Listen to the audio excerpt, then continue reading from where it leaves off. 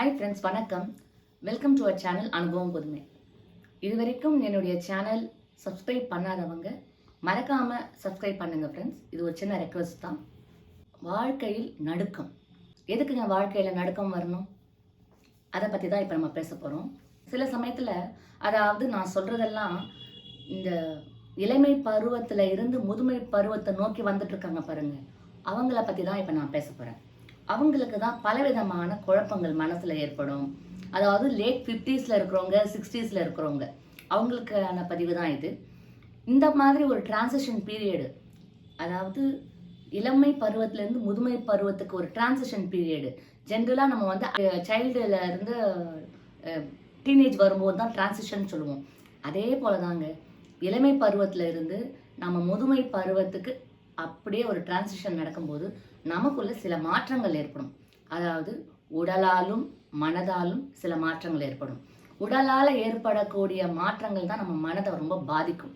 அதாவது நம்மளால பழையபடி ஓடி ஆடி வேலை செய்ய முடியாது. அதாவது நம்மளுடைய உடல் வந்து பலகீனம் ஆயிட்டு வருது, அந்த வேகம் குறைஞ்சிட்டு வந்துடும். அப்போதான் நம்ம வந்து மனசு போராடும், என்னாச்சு நமக்கு, ஏன் நம்மளால பழையபடி வேலை செய்ய முடியல, பழையபடி வேகமா எதையும் செய்ய முடியல அப்படின்ற பல கேள்விகள் நமக்குள்ளவே எழ ஆரம்பிக்கும். அதுக்கு காரணம் என்ன? நாம முதுமையை நோக்கி வந்துட்டு இருக்கோம். அந்த முதுமையை நாம கொஞ்சம் கொஞ்சமா ஏத்துக்கணும்.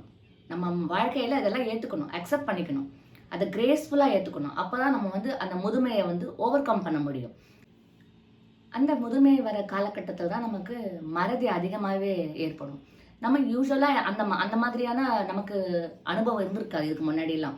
எந்த பொருளை எங்கே ஞாபகமாக வச்சுருக்கணுன்றதெல்லாம் நம்மளால் தூக்கத்தில் எழுப்பி கேட்டாலும் நம்ம சொல்லுவோம். ஆனால் இப்போ நம்மளால் நம்மளே ஏதாவது எங்கன்னா கொண்டு போய் வச்சோம்னா கூட அந்த பொருளை எடுக்கிறதுக்கு நம்ம மறந்து போயிடுறோம்.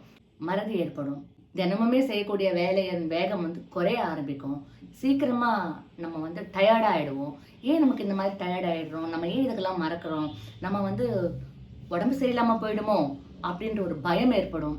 நம்ம வந்து மற்றவங்களுக்கு சுமையாக மாறிடுவோமோ அப்படின்னு ஒரு பதட்டம் ஏற்படும். நம்ம குழந்தைங்கள்லாம் அவங்கவுங்க வேலையிலே ரொம்ப பிஸியாக இருக்கிறாங்க, அவங்களுக்கு நம்ம வந்து பாரமாயிடுவோமோ, நமக்கு உடம்பு சரியில்லை, யார் நம்மளை பார்த்துப்பா அப்படின்ற பலவிதமான கேள்விகள் நம்ம மனசுல எழதான் செய்யும். அதுவும் நம்ம வயதொத்த சில ஃப்ரெண்ட்ஸுங்கெல்லாம் நோய்வாய்ப்பட்டு இறந்து போயிடுறாங்க அப்படின்னு நம்ம கேள்விப்படும் போதெல்லாம் நமக்குள்ள ஒரு பயம், இனம் புரியாத பயம் நம்ம மனசுக்குள்ள அடிக்கடி ஏற்படதான் செய்யும். ஆனா நம்மளால அதை வெளியில கூட சொல்ல முடியாது. முக்கியமா பாத்தீங்கன்னா இரவு நேரத்துல தூங்கும் போதுதாங்க இந்த எண்ணங்கள் எல்லாம் நமக்கு தலை சுத்தி, இந்த கேள்வியெல்லாம் நம்மளை சுத்தி சுத்தி வரா மாதிரி நமக்கு ஒரு பயம் ஏற்படும். இதுதான் வாழ்க்கையில் நடுக்கம். இந்த நேரத்துல தான் நம்ம வாழ்க்கையில் ஒரு நடுக்கம் ஏற்படுறதுங்க. இப்படி ஒரு காலகட்டத்தில் நம்ம குழந்தைங்களுக்கு நம்ம ரொம்ப தொல்லை கொடுக்குறோமா, நம்ம அவங்களுக்கு சுமையாயிடுவோமா அப்படின்னு நம்ம வருத்தப்பட்டு நமக்குள்ளே ஒரு கலக்கம் ஏற்படுங்க. இதையெல்லாம் நம்ம ஓவர் கம் பண்றதுக்கு தான் அந்த காலத்திலேயே சாதுக்கள், இப்போ நம்ம சொல்லணும்னா குருமார்கள் சொல்லலாம், அவங்க எல்லாம் என்ன சொல்றாங்கன்னா, நாம இந்த ஒரு முதுமை காலம் நெருங்கும் போது நம்ம புற உலக வாழ்க்கையில பலவிதமான பொறுப்புகளை ஏற்று நம்ம வேலை செஞ்சுட்டு இருப்போம். அதாவது பெற்றோர்களாகவும், நம்ம குழந்தைகளை பராமரிக்கிறதாகவும், நம்ம பெரியவங்களுக்கு பணிவிடை செய்துக்கிட்டோ இல்லை ஆஃபீஸில் ஒர்க் பண்ணிக்கிட்டோ, இந்த மாதிரி பலவிதமான வேலைகள் நம்ம செஞ்சுட்டு இருப்போம். நம்மளுடைய கடமை முடிந்த பிறகு முதுமையை நோக்கி நம்ம வரும்போது இதையெல்லாம் கொஞ்சம் கொஞ்சமாக நம்ம வந்து விடுபட்டு புற உலக வாழ்க்கைக்கெல்லாம் ஒரு முற்றுப்புள்ளி வைத்துவிட்டு நம்ம அக வாழ்க்கையில் நம்ம உள்ளுணர்வுல தெய்வ சக்தி இருக்கும். அந்த தெய்வ சக்தியை நினைச்சு பக்தியின் மூலம் நாம ஆன்ம பலம் ஏற்படுத்திக்கணும் அப்படின்னு ரொம்ப சிம்பிளான வார்த்தைகளை சொல்லிட்டு போயிட்டாங்க. நாம எல்லாரும் இதை கடைபிடிக்கிறோமா அப்படின்னு கேட்டாக்கா இது ஒரு பெரிய கேள்விக்குறிதாங்க. எல்லாருமே கடைபிடிக்கிறோமா? இல்லைங்க. ஏதோ ஒரு சில பர்சன்டேஜ் தான் நம்ம அதை அப்படி வாழ்ந்துட்டு வராங்க. சில பேர் இன்னுமே நம்ம தான் அந்த குடும்பத்துக்கு தலைவி, நம்ம தான் அந்த குடும்பத்துக்கு தலைவன் அப்படின்னு சொல்லிட்டு இன்னமும் அந்த குடும்பத்துக்கு அடுத்த வர ஜெனரேஷனுக்கு இடம் கொடுக்காம தான் தான் தலைமை தாங்கி நடத்தணும் அப்படின்ற ஒரு மனப்பக்குவத்துல நிறைய பேர் இருக்கதான் செய்யறாங்க. நாம அவங்களுக்கு வழி விடணும். நம்மளுடைய வேலை முடிஞ்சது, நம்மளுடைய பொறுப்பெல்லாம் முடிஞ்சாச்சு, இனி வர அடுத்த ஜெனரேஷனுக்கு நம்ம வழி கொடுக்கணும் அப்படின்னு சொல்லிட்டு நம்ம விட்டு கொடுத்துட்டு வெளியில வந்துடணும். அப்படி விட்டு கொடுத்துட்டு நம்மளுடைய ஆன்ம பலத்தை வந்து ஸ்ட்ராங் பண்றதுக்காக, உடல் வலிமை நம்மளுக்கு குறைஞ்சிட்டே வரும்போது நம்ம ஆன்ம பலத்தை வந்து ஸ்ட்ராங் பண்ணணும். அது எப்படி ஸ்ட்ராங் பண்ணணும்? பக்தியின் மூலமா தாங்க ஸ்ட்ராங் பண்ணணும். அதாவது முழு நிலவு தேய்பிரியா தேய்ந்து வரும்போது அதனுடைய வளர்ச்சி தான் குறையுமே தவிர அந்த நிலவின் வெளிச்சம் வந்து குறையாதுங்க. அதுபோல தான் நம்ம வந்து வாழ்க்கையில முதுமை காலம் நெருங்க நெருங்க நம்மளுடைய உடல் வேகம், பலம் குறைந்து வரும். ஆனா நம்ம எந்த சக்தியை வந்து ரொம்ப ஸ்ட்ராங்கா பண்ணணும்? ஆன்ம பலத்தை ரொம்ப ஸ்ட்ராங்கா பண்ணணும். அந்த ஆன்ம பலங்கிறது நம்ம உள்ளவே இருக்குதுங்க. அதை நாம தாங்க தட்டி எழுப்பணும். அதாவது தட்டி எழுப்பணும்னா தினம் கோயிலுக்கு போகணும், பூஜை பண்ணணும் அப்படிலாம் நான் சொல்ல வரல. நம்மளால முடிஞ்சது தியானம் பண்ணலாம். நம்ம வீட்டுக்குள்ளே இருக்கிற கடவுளுக்கு தீபம் ஏற்றி பூஜை செய்தோ, கடவுளை வழிபட்டு ஆன்மீக புத்தகங்கள் படிக்கிறது, இதெல்லாம் வந்து நம்ம ஆன்ம பலத்தை வந்து வலுப்படுத்துறதுக்கு ரொம்ப உபயோகமா இருக்கும். இதையே வந்து ஒரு பக்தரை வந்து ராமகிருஷ்ண பரமஹம்சர் கிட்ட சொன்னாராம். அழுதுகிட்டே கேட்டாராம், சுவாமி என்னால வந்து கடவுளை கும்பிடுறதுக்கு கூட எனக்கு சக்தி இல்லாம போயிடுச்சு. தியானம் கூட ரொம்ப நேரம் உட்காந்து என்னால பண்ண முடியல. அதாவது என் உடல் ரீதியா நான் ரொம்ப வலுவிழந்துட்டு வரேன். கடவுளை கூட என்னால சரியா வழிபட முடியல. நான் பயனற்றவனா இருக்கிறேன்னு நினைச்சு நான் ரொம்ப வருத்தப்படுறேன். அப்படின்னு உடல் ரீதியான உபாதைகளால என்னால கடவுளை கூட வழிபட முடியல அப்படின்னு ரொம்ப மன வருத்தத்தோட ராமகிருஷ்ண பரமஹம்சர் கிட்ட சொன்னாருங்களாம். அதுக்கு ராமகிருஷ்ண பரமஹம்சர் சொன்னாராம், சிரிச்சுக்கிட்டே சொன்னாராம், குழந்தை வந்து நடை பழகும்போது அம்மா வந்து கை பிடிச்சிட்டு போவா தாங்களா. அப்போ கொஞ்ச தூரம் போன உடனே குழந்தை வந்து டயர்ட் ஆயிடும். அப்போ அதனால நடக்க சக்தி இல்லாம போயிடும். அப்போ உடனே அம்மா குழந்தைய தூக்கி இடுப்புல வச்சுக்கிறா இல்லையா? அது போலதான் நாம முதுமை அடையும் போது நம்ம உடம்புல பலம் இல்லாம சோர்ந்து போகும்போது கடவுள் வந்து அந்த தாய் எப்படி அந்த குழந்தைய வாரி அணைச்சிக்கிட்டு இடுப்புல வச்சுக்கிறாளோ அது போல கடவுள் வந்து நம்ம சோர்ந்து போகும்போது கடவுள் வந்து அரவணைச்சுப்பாரு. இது ஒரு சின்ன ஒரு ஆன்மீக விஷயம் தாங்க. ஆன்மீக வளர்ச்சியின் சாராம்சமே இதுதாங்க. கடவுள் மேல ஃபெய்த் இருக்கணும். ட்ரஸ்ட்னு சொல்ல மாட்டேன். ட்ரஸ்ட்டும் ஃபெய்த்தும் ஒரே மீனிங் தான் தருது நீங்க சொல்லலாம். ஆனா ட்ரஸ்ட்டுக்கும் ஃபெய்த்துக்கும் ரொம்ப வித்தியாசம் இருக்குதுங்க.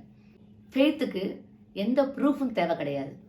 கடவுள் இருக்கிறாரு, அவரை நான் வந்து நம்புறேன், அவர் என்னை பார்த்துப்பாரு அப்படின்னு ஒரு பிளைண்டா கடவுளை பின்பற்றி போறாங்க பாருங்க, அதுதான் ஃபெய்த்.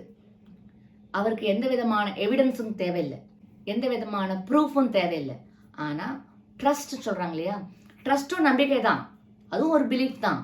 ஆனா இந்த ட்ரஸ்ட் வைக்கணும்னா ட்ரஸ்ட்டுக்கு வந்து எவிடன்ஸ் வேணும், ப்ரூஃப் வேணும். அப்பதான் அந்த ட்ரஸ்ட் வந்து ஒருத்தர் மேல வரும். எந்த விதமான பேஸ் இல்லாத நம்ம பிளைண்ட் ஃபெய்த் வைக்கிறோம் பாருங்க, அந்த ஃபெய்த் வந்து நம்ம கடவுள் மேல வைக்கணும். அந்த ஃபெய்த் தான் வந்து ரொம்ப முக்கியம் ஆன்மீகத்துல. அதனால்தான் ஒரு பழமொழியே உண்டு, ஃபெய்த் மூவ்ஸ் மவுண்டைன் சொல்லுவாங்க. அப்ப பாருங்க, ஒரு இந்த ஃபெய்த்துக்கு எவ்வளவு ஒரு பவர்ஃபுல் இருக்கு. அப்படிப்பட்ட பவர்ஃபுல்லான ஃபெய்த்தை வந்து நம்ம கடவுள் மேல வைக்கணுங்க. ஃபெய்த்துங்கிறது எந்த விதமான அடிப்படை பிலீஃப் இல்லாம அப்படியே நம்புறது, அதுதாங்க ஃபெய்த்து. அந்த விதமான ஃபெய்த்தை தான் நம்ம வந்து கடவுள் மேல வைக்கணும். அப்படி வச்சு நீங்க வாழ்க்கையை நடந்து பாருங்களேன். என்னால முடியலன்னு சொல்லி புலம்புறதை விட, கடவுளையும் ஒண்ணுகிட்ட நான் சரணடைஞ்சிட்டேன், டோட்டல் சரணாகதி அடைஞ்சிடணும். இந்த சரணாகதி அடைஞ்சிட்டோம்னாக்கா கடவுள் வந்து நம்மளுடைய இந்த இனி வரும் காலத்துல நம்மளை யாரு பார்த்துப்பா, நம்மளை யாரு கவனிச்சுப்பா, நமக்கு வயசாயிடுச்சு, நம்ம யாருமே டிபெண்ட் பண்ணி இருக்கக்கூடாது, நமக்கு பொருள் பலம் இல்லை, ஆள் பலம் இல்லை, மனபலமும் இல்லை அப்படின்னு நம்ம வருந்தி எல்லாருக்கும் அவங்கவுங்க வாழ்க்கை பிஸியா இருப்பாங்க, என் பிள்ளைங்களுக்கு நான் தொல்லை கொடுக்கக்கூடாது, என் பிள்ளைங்களுக்கு நான் சுமையா இருக்கக்கூடாது அப்படிலாம் நம்ம நினைக்கிறோம் இல்லைங்களா? அந்த நினைவுல இருந்து நம்ம வெளியில வந்துடுவோம். இந்த பிளைண்ட் ஃபெய்த் கடவுள் மேல வச்சுட்டோம்னா இந்த மாதிரி ஒரு இத்தனை கவலைகளான கேள்விகளில இருந்து நம்ம வெளியில வந்துடலாம். இந்த வருத்தத்தை எல்லாம் தூக்கி ஒரு பக்கம் வச்சுட்டு நாம ஆன்ம சக்திக்கு பலத்தை கொடுக்கணும். நம்ம தோல் சுருங்கினாலும் சரி, நம்ம உடல்ல வேகம் குறைந்தாலும் சரி, நம்ம நலிவடைந்து போனாலும் சரி, நம்மளோடவே எப்பவுமே இருக்கிறது ஒரே ஒரு துணை மட்டும்தான். அந்த துணை தான் இறைவன். அந்த இறைவனை வந்து நம்ம கெட்டியா பிடிச்சிக்கலாங்க. அவர் நம்மளை கைவிட மாட்டார் என்னைக்குமே. நம்ம இத்தனை வருஷம் நம்ம எல்லாருக்கும் நம்ம ஓடி ஆடி உழைத்து நம்ம எல்லாருக்கும் பாடுபட்டிருப்போம், நம்ம எல்லாருக்கும் கை கொடுத்து நாம உதவி பண்ணியிருப்போம். ஆனா அவங்கெல்லாம் நமக்கு வந்து இந்த மாதிரி ஒரு நேரத்துல கை கொடுத்து உதவுவாங்களா அப்படின்னு நீங்க கேட்கலாம். இந்த கேள்விக்கு பதில் நான் சொல்ல வேணாம், உங்களுக்கு எல்லாருக்குமே தெரியும். ஏன்னா காலத்தின் கட்டாயம், அவங்கவுங்க வாழ்க்கையில ரொம்ப பிஸியா இருக்கிறாங்க. நம்ம போய் அவங்கள ட்ரபிள் பண்ண முடியாது. நாம போய் அவங்கள சார்ந்து வாழ்றது அப்படிங்கிறது ரொம்ப கடினமான சூழ்நிலை. இந்த மாதிரி நேரத்துல நமக்கு கை கொடுத்து நம்மளை ஒரு குழந்தையா பாவித்து, அதாவது வயதாகும் போது நம்மளுடைய வேகம் குறைந்து, உடல் நலிந்து, சக்தி இழந்து நம்ம வரோம்னாக்கா, நம்ம ஒரு குழந்தையா தான் மாறிட்டு வரோம். இந்த மாதிரி வயதான குழந்தைய வாரி அணைச்சிக்கிறதுக்கு ஒரே ஒரு துணை தாங்க. அந்த துணை வேற யாரும் இல்லைங்க, கடவுள் மட்டும்தான்.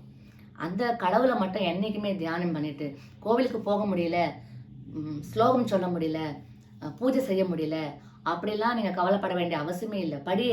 கோவில் படி ஏறி கடவுளை போய் வணங்குறதுக்கு கூட எனக்கு சக்தி இல்ல. அப்படிலாம் நம்ம வருத்தப்பட வேண்டிய அவசியமே இல்ல. நாம இருக்கும் இடத்திலேயே கடவுள நினைச்சுக்கிட்டு, தியானம் பண்ணிக்கிட்டு, தியானம் கூட பண்றதுக்கு சக்தி இல்லையா? அவருடைய நாமம், கடவுளுடைய நாமத்த மனசார சொல்லிக்கிட்டு நம்ம பிரேயர் பண்ணாலே, அதுவே ஒரு இழந்து போன சக்தி நமக்கு கொடுக்கும். நமக்கு ஒரு பொலிவு கொடுக்குங்க. இது கண்டிப்பா இது நிச்சயம் தான். இது எல்லாருக்கும் தெரியும். ஒரு சின்ன விஷயம், நான் அந்த மெசேஜை எல்லாருக்கும் கன்வே பண்ணணும்னு நினைச்சேன். எந்த ஒரு காலகட்டத்திலையும் மனம் தளர்ந்து போக வேண்டாம். அப்படின்றதுக்காக தான் இந்த ஒரு விஷயத்த நான் ஷேர் பண்ணணும்னு நினைச்சேன். என்னோட ஃப்ரெண்ட்ஸுங்கக்குள்ள நாங்க இதெல்லாம் பேசிப்போம். அதாவது இந்த என் வயதொத்த லேட் 50s 60s இருப்பாங்க இல்லைங்களா? அவங்க எல்லாரும் நாங்க எல்லாம் பேசிக்கும் போது இதை பத்தி தான் பேசுவோம். ஃபர்ஸ்ட் மாதிரியும் நம்மளால இருக்க முடியலையே, உடல் ஆரோக்கியம் குறைஞ்சிட்டே வருது, நம்மளை யார் பார்த்துப்பாங்க? வயசாயிட்டா நம்மளை யார் பார்த்துப்பாங்க? நம்ம பிள்ளைங்கள்லாம் அவங்க வேலையில பிஸியா இருக்கிறாங்க, அவங்க நம்மளை பார்த்துப்பாங்களா அப்படின்னு நாங்கெல்லாம் பேசிக்கிறது உண்டு. கடைசியா நாங்க அந்த உரையை முடிக்கிறது எப்படின்னா, கடவுள் இருக்கா, அவர் பார்த்துப்பாரு, அப்படிதான் சொல்லி முடிப்போம். அதுதான் அப்படி சொல்லி முடிச்சாலுமே அது பேச்சுவாக்கில் இல்லைங்க, உண்மையும் அதுதான். இந்த உண்மையை உங்ககிட்ட ஷேர் பண்ணணும்னு நினைச்சேன். ஸோ இந்த மாதிரி ஒரு நேரத்துல யாருமே நமக்கு துணை இல்லை அப்படின்னாலும், நமக்கு இருக்கிற ஒரே நிரந்தரமான துணை ஆண்டவன் மட்டும்தாங்க. இறைவன், கடவுள், இவரு தான். இவரை நினைச்சு நீங்க பிரார்த்தனை பண்ணுங்க. வாய் விட்டு கூட பிரார்த்தனை பண்ணணும் அவசியம் இல்லை. நம்ம மனசால நினைச்சாலே கூட போறோம். அவர் ஓடி வருவாரு. ஓடி வந்து கை கொடுத்து நம்மளை தூக்கி விடுவாரு. இப்படி ஒரு பக்குவப்பட்டு ஒரு மன அமைதி அடையிறோம் பாருங்க. அந்த மன அமைதி தாங்க உண்மையான ஆன்மீகம். ஆன்மீகம்னா நமக்கு நிறைய ஸ்லோகம் சொல்லணும், மந்திரம் சொல்லணும், பூஜை பண்ணணும், கடவுள்கிட்ட ஓடி போய் பக்தியோட போயிட்டு நம்ம சேவை பண்ணணும், அப்படியெல்லாம் இல்லை. அந்தந்த வயதுக்கு ஏற்ப பக்தியும் மாறுபடும். இந்த முதுமையான வயதுல நம்ம உள்ள இருக்கிற கடவுளை நாம உணர ஆரம்பிப்போம். அதுதாங்க உண்மையான ஆன்மீகம் அப்படின்னு நான் சொல்லி இந்த மெசேஜ் உங்ககிட்ட கன்வே பண்றேன். மறுபடியும் இன்னொரு அனுபவத்தின் மூலம் நான் உங்களை சந்திக்கிறேன். நன்றி, வணக்கம்.